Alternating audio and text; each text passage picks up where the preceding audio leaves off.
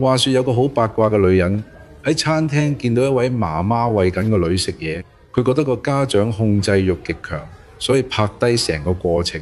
拍片個女人睇到個女仔一啲都唔細，但個媽媽就堅持要餵佢，仲要捉住個女隻手唔畀佢自己食。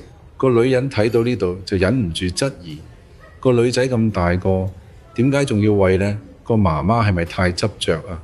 而且個媽媽仲要坐到好埋，個女仔完全冇私人空間，真係好慘慘豬。最令人費解嘅係，個媽媽攞住張紙巾不停抹隻碟，抹完又抹，好似驚隻碟污糟會搞到個女食壞肚咁。明明個女仔好想自己食，尤其係當佢想攞塊披薩嘅時候，個媽媽竟然打佢隻手，阻止佢自己拎嘢食。呢個畫面真係令人窒息。個女仔好似食緊殘廢餐咁，完全冇自主權。有網民睇完都忍唔住話：好心個媽媽畀個女自己食啦。佢明明識用叉，但每次攞起唔夠1秒，個媽媽就搶返嚟餵，真係好過分。另一個網民就覺得呢位媽媽可能係怪獸家長，過度保護個女，甚至係一個控制狂。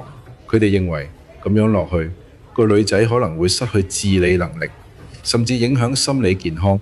最近咁多學生跳樓新聞，唔排除同呢類家長有關。不過，亦有網民持相反意見，認為可能個小朋友有特殊需要，所以媽媽先要咁照顧佢。仲訓斥拍片嗰個女人，你唔清楚人哋背景，就唔好隨便批評人哋點教仔女。畢竟做媽媽嘅壓力都好大，睇嚟大家都好想發表自己意見，正反雙方各有道理。唔知大家點睇呢？我哋都想發表下自己意見嘅。好老實講，呢個媽媽真係過度保護個女仔，因為人一出世就已經識得食嘢，識得揾媽媽嘅母乳嚟飲。就算個女仔有特殊需要，食嘢呢啲基本生存技能真係需要自己嚟做。一味靠餵，你係害咗自己個女，而唔係幫佢。長久咁落去，你唔餵佢食嘢，咁你個女咪會餓死咯。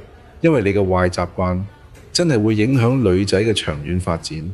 你喺其他方面幫佢，我哋冇咩意見，但係食嘢方面就絕對唔使啦。因為個女仔都有自主意識，識得自己食嘢，你乜都阻止佢，到底你想點啊？怪獸家長。